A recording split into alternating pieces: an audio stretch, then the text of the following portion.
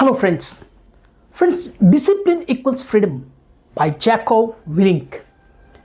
Friends, welcome back with our new book, the 5th book in the leadership series and the 40th in the book reading marathon, the Read and Write Challenge.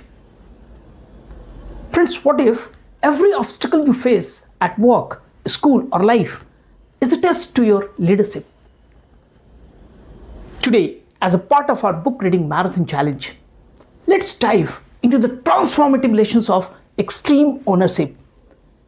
This isn't just a book summary, it's a leadership toolkit proven in the toughest situation on earth. So are you ready to level up? Let's go. Friends, in our challenge, we see reading as a journey of leadership growth. Each book we tackle brings new skills, mindsets and stories. And extreme leadership is nothing other. This book will teach you how to take control, build powerful teams and win no matter what domain you play in. Friends, will break down each part with real stories, practical examples and actionable steps. So let's start. Part 1 of this book talks about extreme ownership. True leaders own everything in their domain, successes and failures alike. The author talks about this with the help of a story. In Ramadi, a SEAL mission went disastrously wrong due to friendly fire. Instead of passing blame, the author took full responsibility, addressing errors with his team. The shift built tremendous trust and led to rapid improvements. So friends, take a current project that isn't working with you. Stop blaming others. Write an extreme ownership report. List what you could personally have done better. Then make one concrete change starting today. Friends, the leadership lesson that we learn from this part 1 is ownership isn't about blame. It's about control. The more you own, the more power you have to fix and improve. In part 2 of this book, we'll see no bad teams, only bad leaders. The core lesson here is team success or failure always traces back to the leadership quality. During a SEAL training, 2 boat crew showed vastly different results. When the leaders were swapped, the bad team began winning, proving the impact of strong leadership. So friends, identify what negative behavior or standards you are letting slide in your own team. Choose one to reinforce consistently from today. The leadership lesson from part 2 is set expectations, foster belief and align your team behind a clear, inspiring mission. Change starts and ends with you, the leader. Part 3 of this book talks about belief. Friends, you must believe in the mission before you can inspire others. Any leader first believes in the mission and then goes and explains this to the team. The author talks about a story that is faced with confusing mission orders. One SEAL leader pressed for clarity until he understood and could communicate the mission's purpose, transforming confusion into focus. So friends, revisit a recent goal or challenge. Do you truly believe in it? If not, deepen your knowledge, find meaning and reignite your team's belief by sharing the purpose openly. The leadership lesson from this part is belief is infectious. If you are not sold, your team won't buy it either. Make the why clear and compelling. Part 4 of this book talks about check your ego. Ego destroys teamwork and builds leaders to critical feedback. One operation failed because a leader ignored team advice out of pride. Admitting mistakes and inviting new perspectives restored trust and improved results. So friends, for your next big decision, actively seek input from someone who usually challenges you. Build humility into your routine. The leadership lesson that we learn here is great leaders set their ego aside to allow the best ideas to win. Part 5 of the book is Cover and Move. Friends, teamwork is more than cooperation. It's actively supporting and protecting each other. The author shares a story here. In high-risk mission, SEALs succeeded only when each operator covers and moves, watching teammates back and advancing together. So friends, identify a way you could better support someone else's role or project this week. Make it a habit. The leadership lesson here is trust and unified action win where individual efforts fail. Part 6 of this book talks about keep it simple. Complicated plans lead to confusion and mistakes. The author talks about a story again, like a failed night raid showed that teams operate best with simple, clear instructions, especially in chaos. So friends, boil your next major plan or instructions down to 3 sentences. Ask someone outside your group to repeat it. If they struggle, simplify it further. So friends, there is no substitute to simplicity in communication. The leadership lesson that we find here is clarity beats complexity every time. Part 7 of this book is prioritize and execute. Focus on one key priority at a time, especially in crisis. When overwhelmed by simultaneous threats, SEAL leaders picked one actionable goal, stabilized the situation, and then systematically addressed other problems, saving lives and succeeding under fire. So friends, write down everything that feels urgent and write it down now.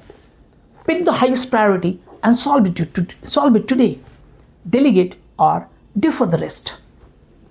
So it's all about prioritizing. It's all about knowing what is urgent.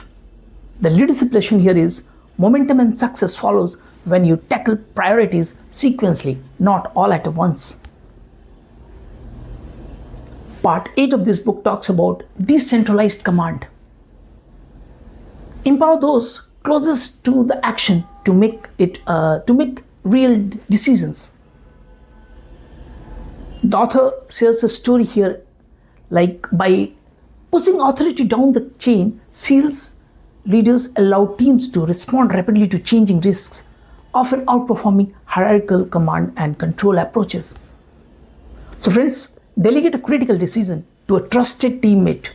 Set clear parameters and let them take ownership of the outcome.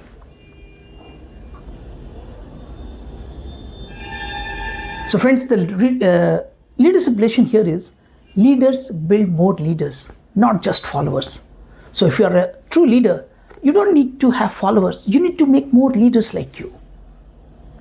Part 9 of this book is plan and lead up and down. Friends, good planning involves everyone, and leading is a 360-degree responsibility. A junior leader improved outcomes by enhancing communication up the chain, resulting in trust and improved autonomy for his team. So friends, hold briefings or small meetings where everyone can voice questions and challenge the plan. Revise together and keep communication bi-directional. This bi-directional communication always brings clarity, and when there is clarity, success is very much guaranteed. The main leadership lesson here is alignment up and down the chain of the command boosts clarity, autonomy, and execution. Then in this book, we'll also see decisiveness and uncertainty. In moments of uncertainty or chaos, leaders must make clear, timely decisions to guide their teams forward, even when perfect information is unavailable. The author recounts that Hesitation can be fatal in combat and business alike. During a critical point in a mission, waiting for all the facts allowed danger and confusion to escalate.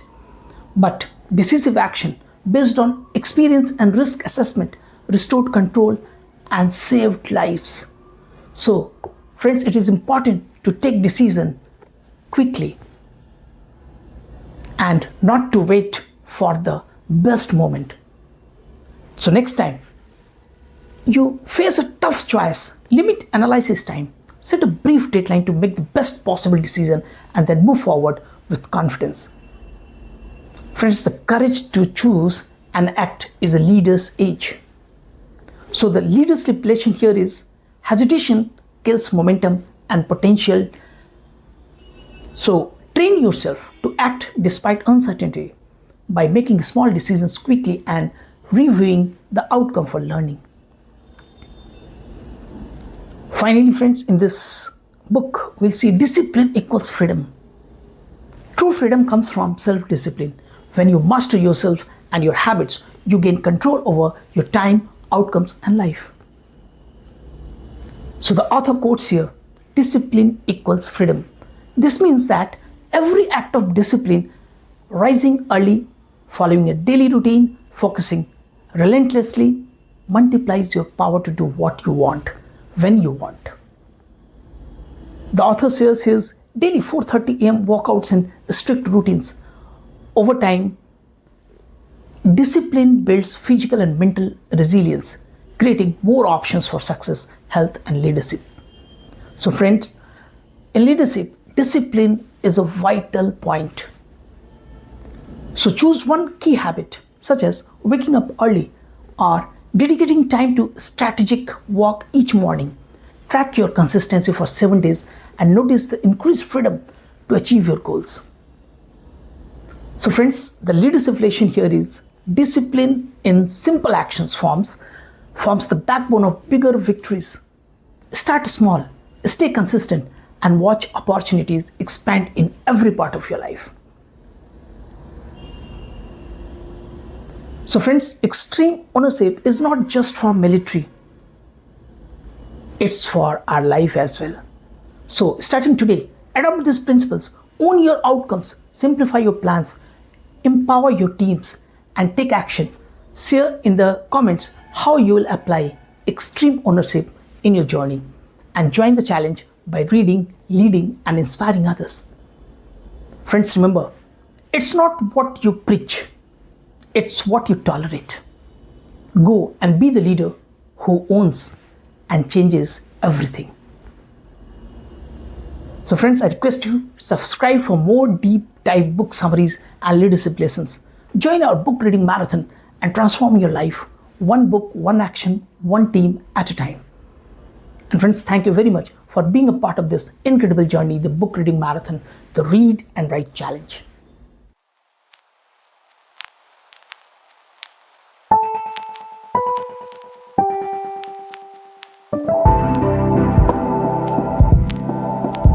Your skills deserve an upgrade. Dive into our expert courses and watch your career soar.